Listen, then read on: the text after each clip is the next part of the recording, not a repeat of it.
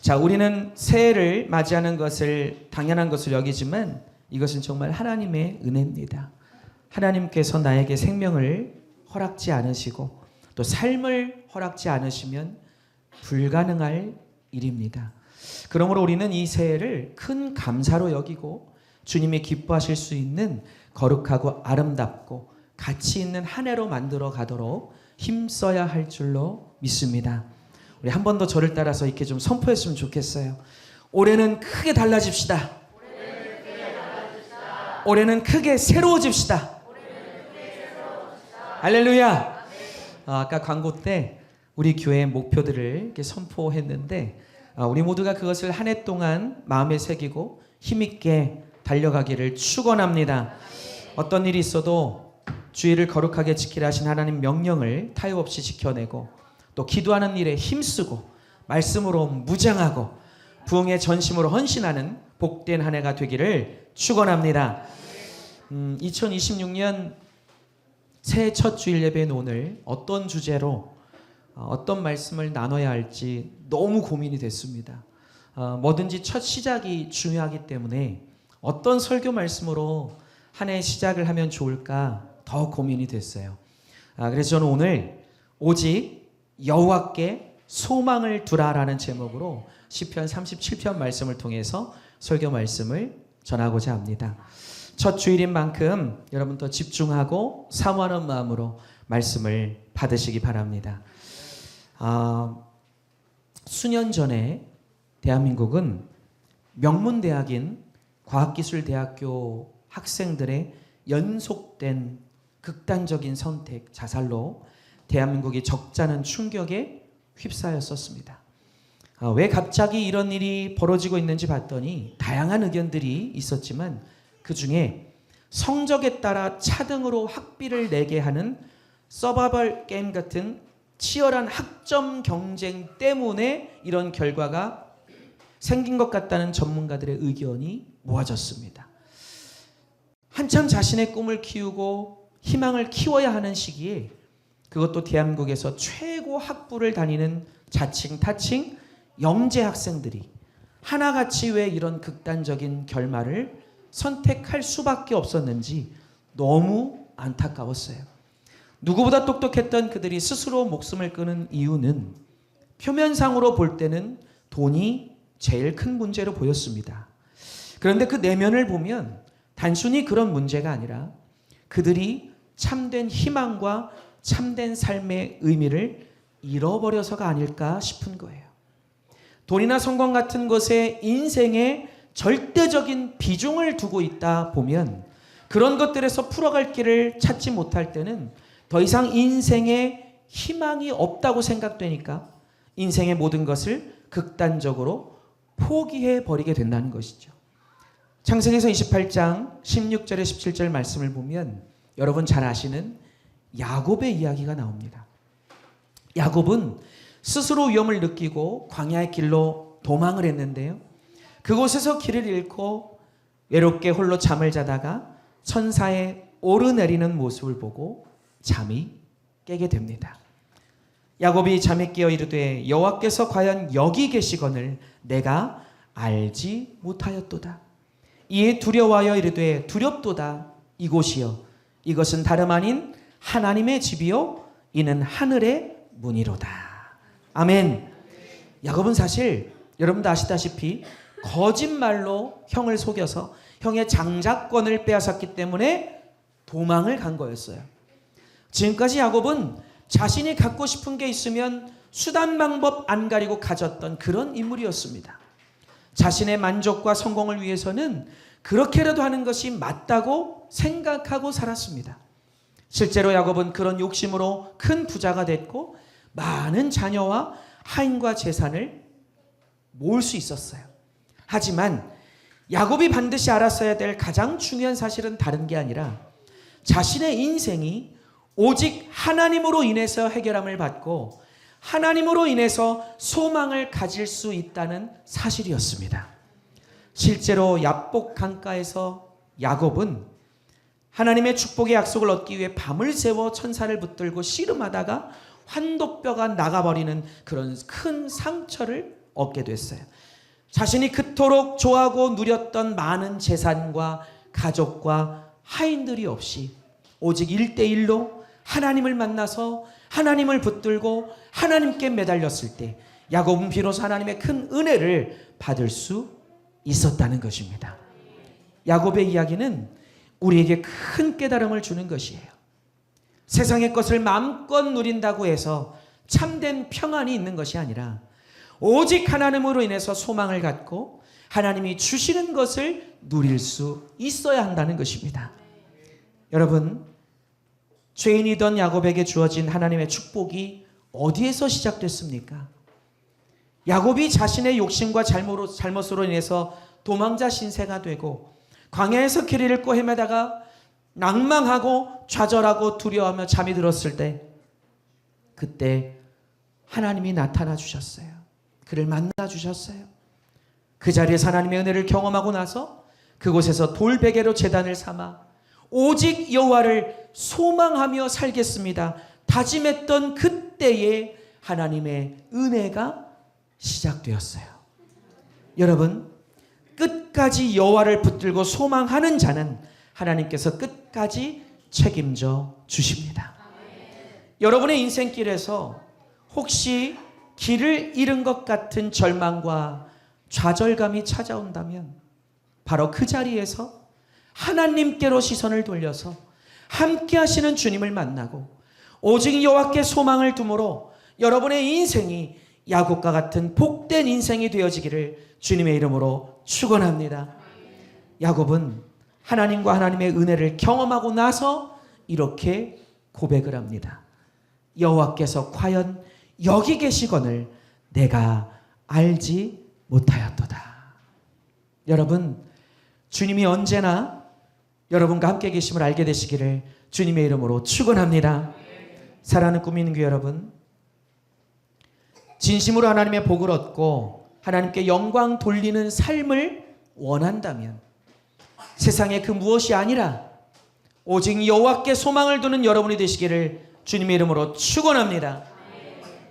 여러분, 오직 여호와께 소망을 두는 사람은 어떤 축복을 얻게 될까요?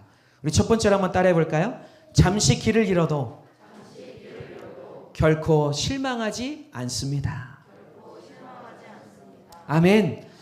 1995년 겨울 프랑스의 여성 잡지 엘르지의 편집장이던 장 도미니크 보비라는 사람은 한참 일을 할 43세의 나이에 뇌졸중으로 쓰러졌습니다. 그리고 그는 기적적으로 3주 후에 의식을 회복했어요. 근데 문제는 그가 전신마비가 된 상태에서 유일하게 왼쪽 눈꺼풀만 겨우 움직일 수 있었다는 거예요.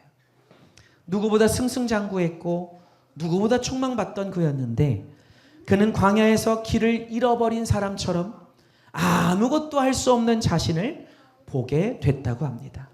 인생의 쓴물을 만나게 된 거예요.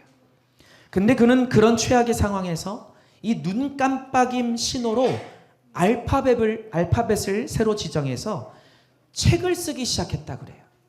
그렇게 해서 15개월 만에 쓴 책이 잠수복관 나비라고 하는 책입니다.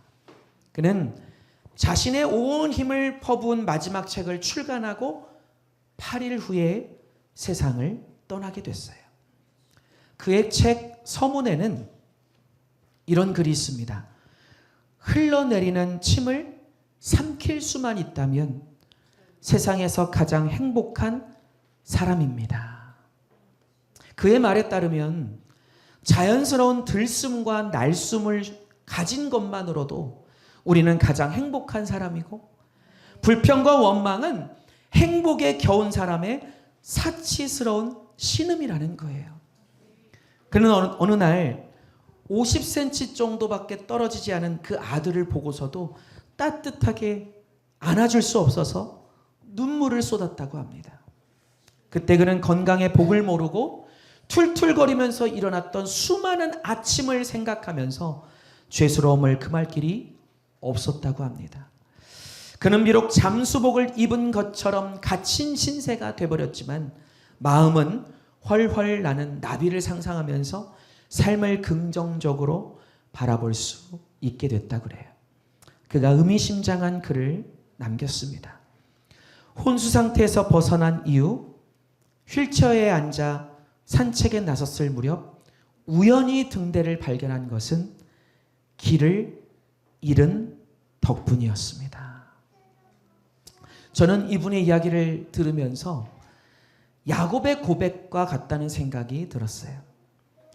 야곱이 도망자 신세로 광야에서 길을 잃었을 때 그곳의 이름은 원래 루스라는 이름이었는데요. 그 뜻은 광야에서 길을 잃다라는 의미입니다. 근데 야곱은 바로 그 절망의 그 장소에서 하나님이 함께 하시고 하나님이 지켜주심을 깨닫게 된 후에 그곳을 베델이라는 이름으로 불렀는데요. 그 이름의 뜻은 하나님의 전이요 하나님이 함께 하시는 곳이라는 의미예요. 할렐루야. 여러분, 우리는 이제 하나님의 은혜로 2026년도 새해를 부여받았습니다. 우리가 이 한 해를 살아가면서 세상에서 인생길을 가다 보면 어떤 이유로든지 어느 곳에서 잠시 길을 잃고 절망과 두려움과 실망감이 밀려올 수 있을 것입니다. 그러나 우리가 결코 좌절하거나 낭망할 필요가 없는 것은 그곳이 바로 주님을 만날 수 있는 축복의 장소가 될 수 있기 때문이에요. 그래서 내가 넘어진 그곳이 바로 다시 일어서는 곳이 되고 가장 절망적인 그때가 바로 가장 희망적인 때가 되며 두려움과 어둠에 숨이 막힐 것 같던 그때가 바로 새벽별이 뜨고 희망찬 태양이 뜰 때임을 깨닫게 되시기를 주님의 이름으로 축원합니다. 여러분, 우리 인생의 가장 온전한 소망은 오직 하나님뿐입니다. 근데 갈수록 사람들은 하나님께 소망을 두지 않아요. 눈으로 볼 수 없기 때문입니다. 그래서 사람들은 눈에 보이는 가시적인 것에 소망을 둡니다. 돈이나 물질이나 사람이나 성공이나 인기에 소망을 둡니다. 그러나 그런 것들은 영원하지 않은 일시적인 것들이에요. 있다가도 금세 없어질 수 있는 것들입니다. 인생의 소망을 두기에는 너무 위험하고 불안정한 것들이에요. 그래서 얼마 못 가서 그것 때문에 더 크게 실망하게 되고 더 크게 상심하게 되는 것이죠. 여러분, 하지만 우리 하나님은 영원하십니다. 완전하시고 온전하십니다. 우리의 유일한 구원이 되시고 온전한 위로가 되어주시고 온전한 힘과 능력이 되어주시고 온전한 치유와 회복이 되어주시고 온전한 소망이 되어주십니다. 하나님은 이 세상 어떤 것과도 비교할 수 없는 가장 완전하고 온전한 우리의 소망이시라는 거예요. 여러분, 그렇기 때문에 우리는 이 한 해의 삶이 때로 고달프고 피곤하고 곤고하고 힘들지라도 소망을 갖고 힘과 용기를 낼 수 있는 것이에요. 바로 이것이 그리스도인이고 바로 이러한 것이 그리스도인의 복된 인생입니다. 여러분이 혹시 인생길의 빛을 찾지 못해 절망과 두려움이 있으시다면 오직 여호와께 소망을 두므로 야곱처럼 여러분 인생의 모든 시험과 무거운 짐을 주님께 맡기고 마침내 온전한 길을 찾게 되시기를 주님의 이름으로 축원합니다. 사랑하는 여러분, 인생을 살면서 우리가 바라고 원하는 것이 조금 늦어질 수는 있습니다. 그러나 하나님께 소망을 두는 자는 그가 바라고 원하는 것을 하나님으로부터 받았기 때문에 그것을 포기하거나 놓치지 않습니다. 시편 42편 11절 말씀에 내 영혼아 네가 어찌하여 낭망하며 어찌하여 내 속에서 불안하여 하는고 너는 하나님을 바라라. 나는 내 얼굴을 도우시는 내 하나님을 오히려 찬송하리로다. 시편 62편 5절에 이렇게 말씀합니다. 나의 영혼아 잠잠히 하나님만 바라라. 물은 나의 소망이 그로부터 나오는도다. 하나님 안에서 하나님을 통해 받은 꿈과 비전과 소망은 쉽게 사그라지고 없어지지 않습니다. 우리가 살아계신 주님을 믿고 그분 안에 거하기만 하면 우리의 꿈과 소망은 쉽게 꺾이지 않습니다. 여러분, 이 땅에서 가장 안타깝고 가장 비극적인 삶은 돈이 없고 물질이 없는 게 아니에요. 인생길을 가다가 잠시 멈춰 서게 되는 것도 아닙니다. 가장 안타깝고 비극적인 삶은 하나님을 통해 받게 되는 꿈과 소망이 없다는 것입니다. 여러분, 하나님이 주시는 꿈과 소망은 축복의 씨앗이고 행복의 설계도인 줄로 믿으시기 바랍니다. 어떤 이유로든 우리의 인생길에서 종종 뜻하지 않게 우리가 잠시 멈춰질 때가 있을 수 있어요. 잠시 길을 잃게 되는 듯한, 숨이 막힌 듯한 그런 순간이 있을 수 있어요. 어디로 가야 할지, 무엇을 어떻게 해야 할지 막막하고 답답하고 두렵고 좌절감, 실망감, 절망감이 밀려오고 그래서 짜증이 올라오고 불평이 생겨날 수 있습니다. 우리들 자신이 연약하고 불완전한 인간이기 때문이에요. 그러나 하나님이 살아계셔서 함께 하심을 믿고 하나님을 소망하기만 하면, 하나님께 소망을 두기만 하면 그곳은 오히려 축복의 장소가 될 수 있다는 거예요. 막다른 길, 낭떠러지로 보였던 그것이 오히려 날아오를 수 있는 기회 장소가 될 수 있습니다. 오히려 그 순간이 하나님을 만나는 순간이 될 수 있고요, 내 인생의 역전을 가져다주는 드라마틱한 은혜의 순간이 될 수 있다는 거예요.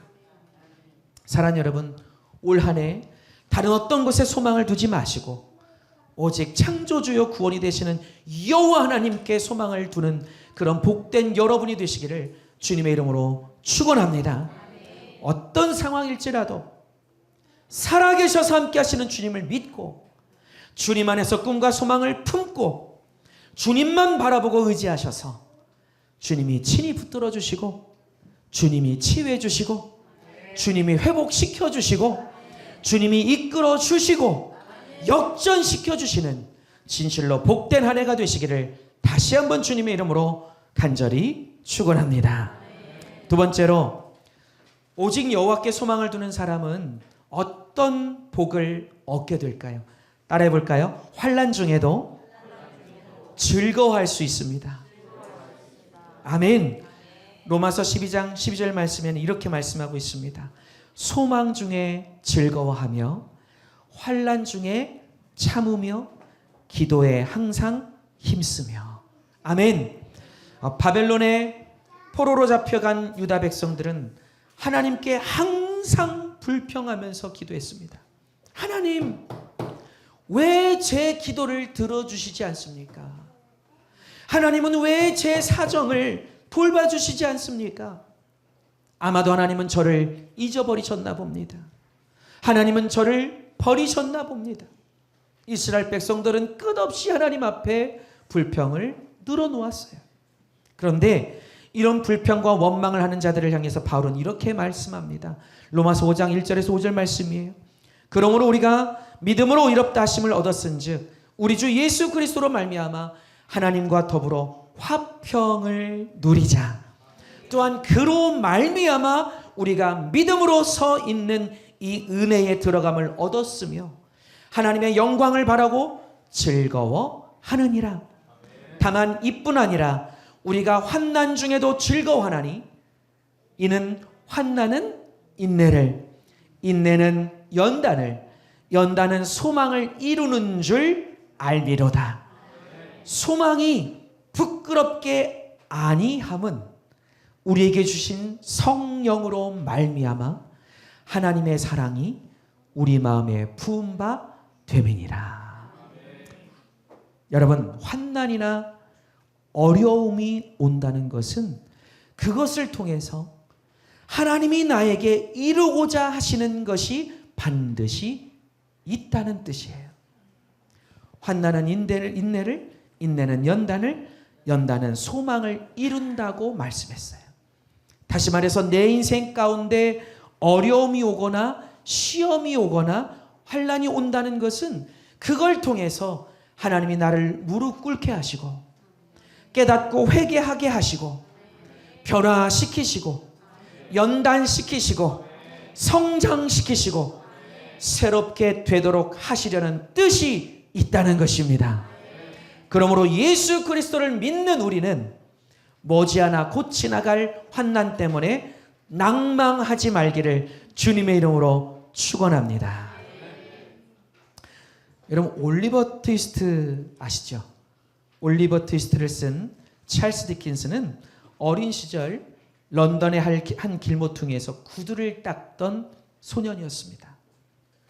그는 아버지가 빚 때문에 감옥에 갇혔기 때문에 집안 살림을 꾸려나가기 위해서 구두를 닦아야 했습니다. 디킨스는 새벽부터 나와서 밤늦게까지 길거리를 지나가는 사람들의 구두를 닦으면서도 그 얼굴에 밝은 웃음을 잃지 않았다고 합니다. 그는 늘 밝은 노래를 불렀고 그런 모습을 본 사람들은 그에게 이렇게 물어봤다고 그래요.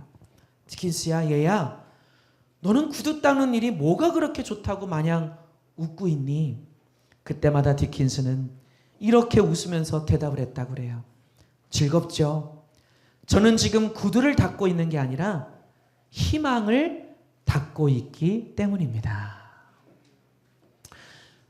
여러분, 사실 아무리 먹구름이 짙어도 그 먹구름 뒤에는 빛나는 태양이 있습니다. 여러분, 태풍이나 토네이도를 아시죠? 그 토네이도의 벽이나 바깥에는 엄청난 회오리가 있고 광풍이 있어서 모든 것을 쓸어가 버리지만 그 태풍의 그러니까 태풍의 한가운데는 따뜻하고 고요하다 그래요. 우리 인생도 비슷한 것 같습니다. 오히려 문제의 한가운데에 답이 있다는 거예요. 인생길을 가다가 갑자기 문제와 어려움과 시험을 맞닥뜨리면 춥고 외롭고 무섭고 두렵고 아프기까지 합니다. 근데 벗어날 길을 다른 데서 찾으면 안 된다는 거예요. 우리가 벗어날 길과 모든 문제와 시험의 답은 언제나 하나님께 있습니다. 인생의 태풍 앞에서도 우리가 믿음을 갖고 주님께로 나아가면 우리의 창조주요 구원자이시며 우리의 모든 문제의 해답과 해결자 되시는 하나님께서 우리를 문제의 해답으로 친히 인도해 가시는 것입니다. 인생의 태풍 한가운데서도 주님께 소망을 두고 주님을 믿고 주님을 의지하기만 하면 그곳이 가장 안전한 구원의 장소, 회복의 장소, 승리의 장소가 될 줄로 믿으시기 바랍니다. 여러분, 한 해 동안 여러분의 인생길에 있어서 때때로 상황과 여건과 문제와 시험이 여러분을 어렵고 힘들게 만들지라도 반드시 선을 이루어 가시는 하나님을 믿으시기 바랍니다. 구름 건너편에는 항상 밝은 태양이 우리를 기다리고 있다는 사실을 잊지 마시고 주님 안에서 믿음으로 소망을 갖게 되시기를 주님의 이름으로 축복합니다. 문제와 시험 앞에서 포기하거나 회피하려고 하지 마시고 주님을 믿고 주님을 의지하고 주님이 주시는 소망으로 자유케 되시기를 주님의 이름으로 축복합니다. 이런 문제나 시험이나 어려움 속에서도 하나님은 함께하고 계세요. 할렐루야. 믿으십니까? 그리고 하나님은 항상 우리의 모든 해답이 되십니다. 창조의 능력으로, 아멘. 구원의 능력으로, 말씀의 능력으로, 사랑의 능력으로, 치유의 능력으로, 회복의 능력으로 얼마든지 모든 상황과 환경과 여건과 문제와 시험과 어려움을 해결해 주시고 우리를 가장 안전한 길로, 평강으로, 화평으로, 승리로 이끌어 주신다는 거예요. 여러분, 이것을 알기만 하면 어떤 문제와 시험이나 어려움 앞에서도 짜증이나 원망이나 불평이나 실망이나 낙담을 하지 않고 우리는 기뻐할 수 있다는 거예요. 웃을 수 있습니다. 평안할 수 있습니다. 자유할 수 있습니다. 감사할 수 있습니다. 소망을 가질 수 있습니다. 이것이 바로 참 그리스도인의 인생이고 참 그리스도인이 누리게 되는 축복이라는 거예요. 사랑하는 꿈 있는 교회 여러분, 지금 이 세상이 아무리 타락하고 변질되고 혼란스럽고 어려워도 오직 여호와께 소망을 두는 사람은 매사에 기뻐하고 즐거워하고 감사할 수 있습니다. 왜냐하면 불완전한 다른 것에 소망을 두지 않았기 때문이에요. 오직 함께 하시는 창조주 하나님께서 반드시 치유와 회복과 구원을 주신다는 믿음이 있기 때문에 매사에 기쁨과 평안과 화평과 감사를 누릴 수 있는 겁니다. 저는 올 한 해 저와 여러분에게 이런 복된 한 해가 되기를 주님의 이름으로 축원합니다. 마지막 세 번째로, 오직 여호와께 소망을 두는 사람은 어떤 축복을 얻게 되는가? 한번 따라해 볼까요? 오래 참고 기다리며 기도할 수 있게 됩니다. 아멘. 시편 37편 3절과 7절에서 8절 말씀을 우리 다시 한번 읽겠습니다. 먼저 3절 말씀, 여호와를 의뢰하고 시작.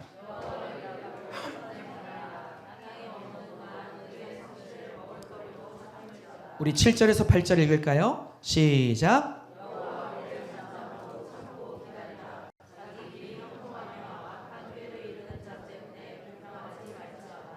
분을 그치고 노를 버리며 불평하지 말라. 오히려 악을 만들 뿐이라. 아멘. 또 로마서 8장 24절 이하에는 이렇게 말씀합니다. 우리가 소망으로 구원을 얻었음에 보이는 소망이 소망이 아니니 보는 것을 누가 바라리요. 만일 우리가 보지 못하는 것을 바라면 참음으로 기다릴지니라. 할렐루야. 여러분, 우리가 한 번 사는 인생에서, 그렇죠? 누구나 한 번 사는 인생이잖아요. 한 번 사는 인생에서 어떤 상황에도 소망을 갖고 산다는 것은 정말 중요합니다. 그런데 그 소망은 아무렇게나 쉽게 얻어지는 것이 아니라 믿음으로 참고 기다릴 때 주어진다고 말씀하고 계시는 거예요. 시편 38편 15절에도 여호와여 내가 주를 바라싸우니 내 주 하나님이 내게 응답하시리이다. 우리가 어떤 상황에도 주님을 바라보고 의지하면서 오래 참고 기다려야 할 이유는 하나님께서 내게 응답하시는 것이 약속되어 있기 때문이에요. 하나님은 잠잠히 하나님을 바라보며 하나님을 찾고 의지하는 자들에게 약속해 주셨습니다. 시편 50편에서 환난 날에 나를 부르라. 내가 너를 건지리니 네가 나를 영화롭게 하리로다. 잠언서 18장 10절에 이렇게 말씀하고 있습니다. 여호와의 이름은 견고한 망대라. 의인은 그리로 달려가서 안전함을 얻느니라. 또 예레미야 29장 12절에 13절 말씀은 이렇게 말씀하고 있어요. 너희가 내게 부르짖으며 내게 와서 기도하면 내가 너희들의 기도를 들을 것이요 너희가 온 마음으로 나를 구하면 나를 찾을 것이요 나를 만나리라. 할렐루야. 너희가 잠잠히 내 안에 거하며 간절히 나를 찾고 구하고 나를 의지하면 내가 만날 것이며 너희의 기도에 응답할 것이니라. 이것이 우리 하나님의 약속이라는 거예요. 여러분, 새해부터는 이제 어떤 어려운 상황이 다가온다 할지라도 잠잠히 하나님 앞에 거하며 하나님 안에서 참고 기다리고 오직 하나님께 소망을 두고 믿음으로 하나님을 바라보고 의지하고 기도함으로 하나님 안에서 하나님께서 주시는 온전한 구원과 위로와 치유와 회복과 평강과 평안과 화평과 자유와 기쁨과 감사와 행복을 누리고 문제의 해답을 얻게 되시기를 주님의 이름으로 축원합니다. 사랑하는 여러분, 우리가 오직 하나님께 우리의 소망을 두기만 하면 어떤 상황에서도 하나님은 그 소망의 열매들을 누리게 만들어 주실 줄로 믿습니다. 오늘 본문 말씀 시편 37편 9절 말씀에는 땅을 차지하게 하실 거라고 말씀하셨어요. 진실로 악을 행하는 자들은 끊어질 것이나 여호와를 소망하는 자들은 땅을 차지하리로다. 지금 이 세상은 극단적으로 하나님께 소망을 두고 하나님을 믿고 섬기는 사람들과 그렇지 않은 사람들이 뒤섞여서 살고 있습니다. 그러나 분명히 기억해야 될 것은 악을 따라가는 자들은 끊어질 것이요 여호와를 소망하는 자는 땅을 차지한다고 했습니다.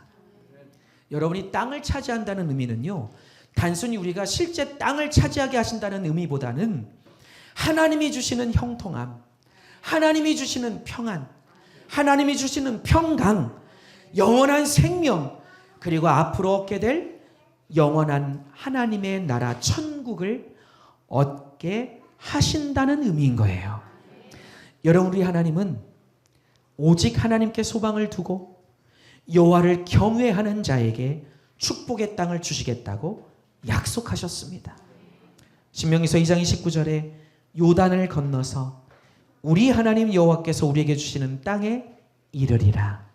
시편 25편 13절 말씀에 그의 영혼은 평안히 살고 그의 자손은 땅을 상속하리로다. 마태복음 5장 5절에 온유한 자는 복이 있나니 저희가 땅을 기업으로 받을 것이며, 잠언서 2장 21절에는요 대저 정직한 자는 땅에 거하며 완전한 자는 땅에 남아 있으리라. 또 이사야서 60장 21절 말씀에 네 백성이 다 의롭게 되어 영원히 땅을 차지하리니 그들은 나의 심은 가지요 나의 손으로 만든 것으로서 나의 영광을 나타낼 것이니라. 이사야서 57장 13절 말씀은 또 이렇게 말씀합니다. 네가 부르짖을 때에 네가 모은 우상으로 너를 구원하게 하라. 그것은 다 바람에 떠가겠고 기운에 불려갈 것이로되 나를 의뢰하는 자는 땅을 차지하겠고 나의 거룩한 산을 기업으로 얻으리라.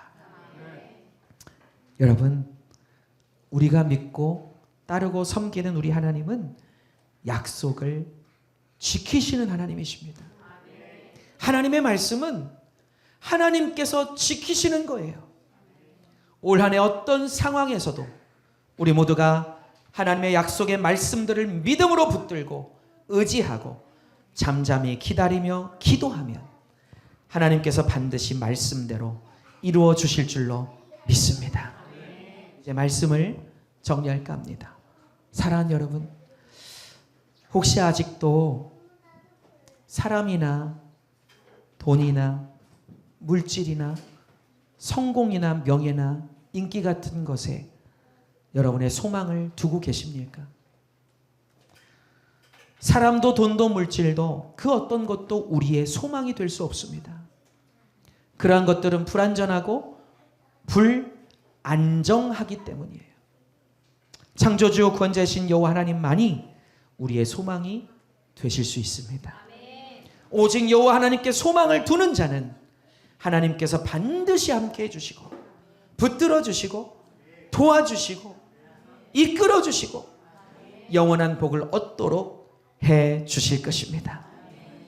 저는 꿈 있는 교회 담임 목사로서 우리 꿈 있는 교회에 함께하는 저와 여러분 모두가 올 한 해 어떤 문제, 어떤 어려움, 어떤 시험 앞에서도 오직 여호와께 소망을 두고 여호와를 소망함으로 하나님 안에서 해답을 얻고 해결받고 하나님이 주시는 구원과 치유와 회복과 평강과 평안과 자유함을 얻고 하나님이 약속하신 은혜와 복을 누리게 되기를 다시 한번 주님의 이름으로 축복합니다.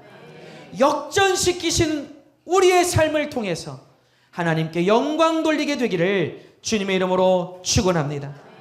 올해 우리 꿈 있는 교회가 하나님께서 주시는 사도행전의 축복을 얻고 만방에 하나님의 영광을 크게 나타내기를 주님의 이름으로 축원합니다.